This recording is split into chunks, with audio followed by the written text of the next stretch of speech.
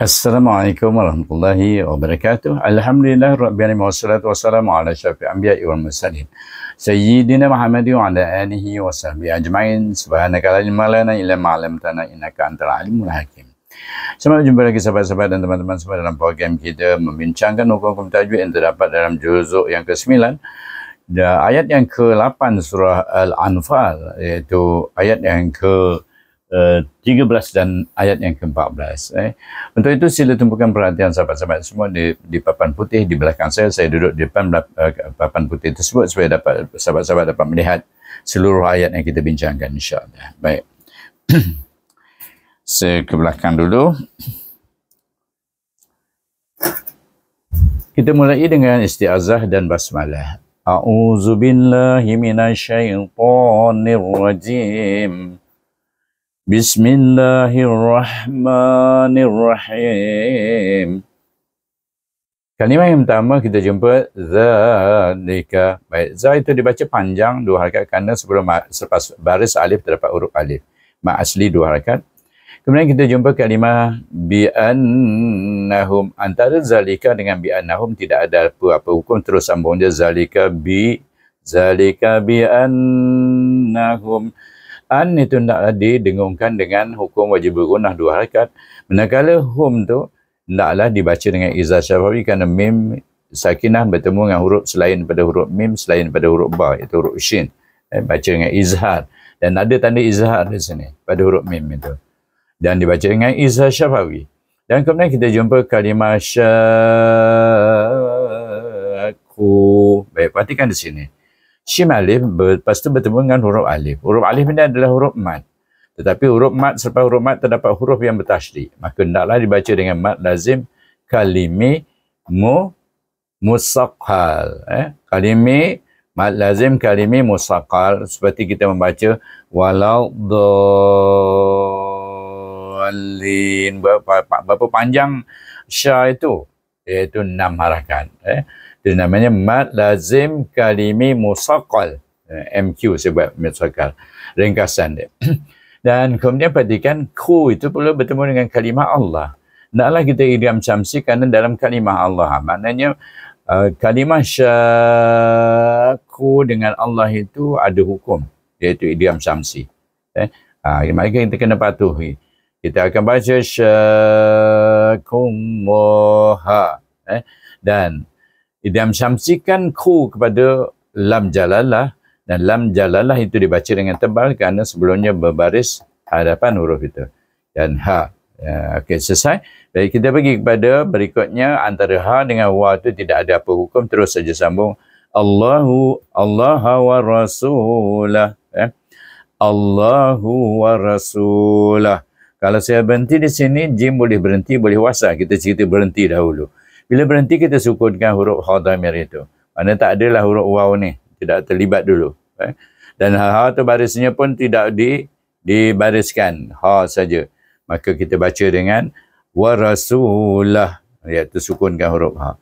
Tetapi bila kita wasal dengan kalimah wa mai itu, maka ha damir akan berada di antara lam dengan huruf waw yang berbaris. Ada antara 2 huruf yang berbaris, maka hendaklah dibaca dengan mat. Maka didatangkan huruf waw ini dan dibaca dengan mat silah qasirah. Sama macam mat asli bacaannya, panjangnya 2 harakat.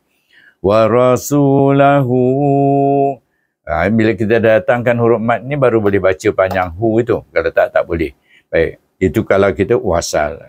Kalau wakaf tadi saya dah sebut, wakafkan ha itu makna jangan bubuh apa baris dan apa pun huruf selepasnya tidak diambil kira. Jadi wa mai di sini wa alif wa mim alif nun sakinah bertemu dengan huruf idgham, iaitu idgham nakis ya ni. Maka hendaklah dibaca dengan idgham ma'lunah dengung dengan 2 harakat. Wa may yushaqiqillah. Baik, perhatikan. Sya dibaca dengan ma'asi sebab baris alif ada alif. K dan bertemu dengan kalimah Allah, maka hendaklah didramkan K itu dengan lam jalalah, tapi bacaannya nipis.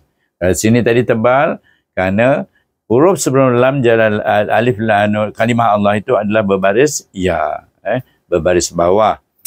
Maka kita baca yushaqiqillah.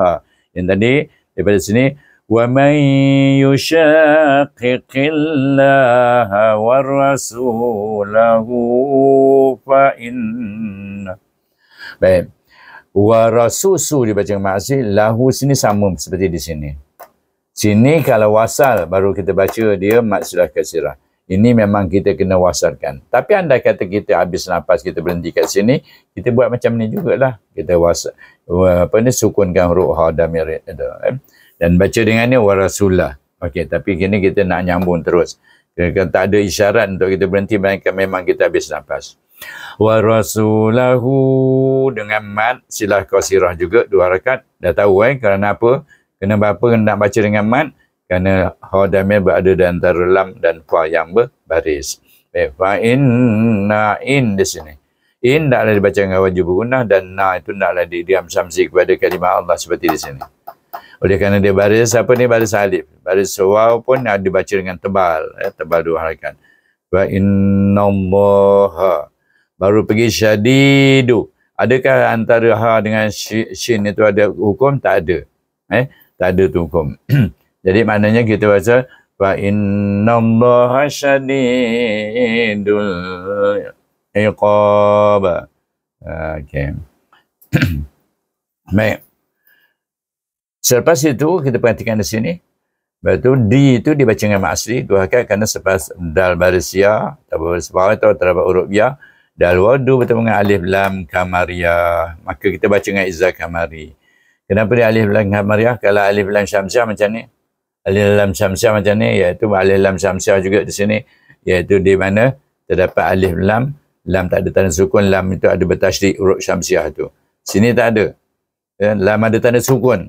Sini tak ada tanda sukun. Jadi kita kena baca dengan yang ada sukun, iaitu dengan izzah kamari. Syadidul dal waw lam dul iqab. Baik. Qaf alif ada alif huruf mat dan huruf ba kan kita sukunkan kerana wakaf. Jadi apabila huruf mat bertemu dengan sukun yang mendatang atau memang sukun asli, hendaklah dibaca dengan ma'arif sukun. Oleh kerana huruf yang terakhir itu adalah huruf qalqalah, maka apabila disukunkan dia akan melantun. Jadi kita baca dengan qalqalah kubra. Syadidul iqab. Baik, kita pergi kepada bacaan. Saya terus baca dulu ayat yang ke-13. A'udzubillahi minasyaitonirrajim. Bismillahirrahmanirrahim.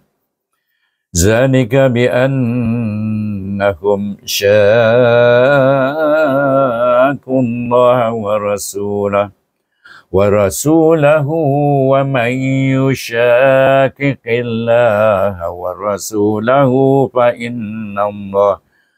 innallaha syadidul iqab. Baik, kita pergi ke ayat yang berikutnya, ayat yang ke-14. Tadi zalika, sekarang zalikum. Baik, ada 2 sini hukum. Za tu dibaca mat asli kerana selepas baris alif ada huruf alif yang kecil tu. Li, kum selepas kaf waw ada huruf mim sakinah bertemu selain pada huruf mim, bukan huruf ba. Okey, bacaannya Izzah Syafawi. Wazukuhu. Baik. Wazukuhu, perhatikan dibaca pada zu mat asli, pada ku pun mat asli. Sebab zal baris waw ada waw. Qaf baris waw ada waw. Jadi dua-dua itu dibaca dengan mat asli. Saya buat satu saja mat asli, arrow kan. Wazukuhu. Baik, hu dengan wa tak ada apa hukum. Wa anna, an dibaca dengan wajib mengunah, na pula dibaca terus dengan lam, tak ada apa hukum. Wa anna lil, lam ya lam, lil kafirina, nikah dibaca ma'asih, ada alif kecil itu.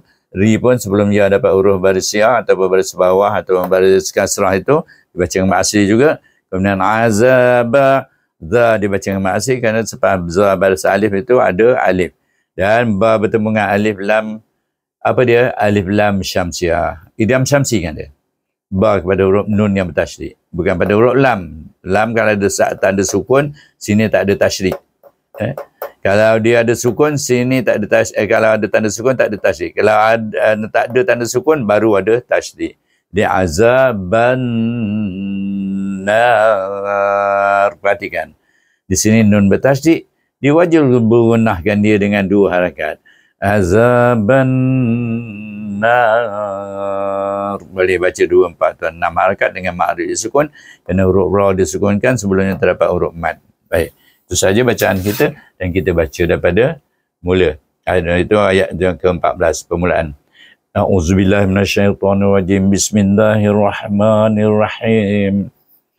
Zalikum fazuquhu wa anna lil kafirina azaban nar.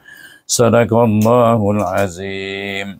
Jadi itulah saja bacaan kita pada hari ini dan saya sudahi dengan wabillahi taufiq wal hidayah. Wassalamualaikum warahmatullahi wabarakatuh. Sampai berjumpa lagi di siri yang berikutnya.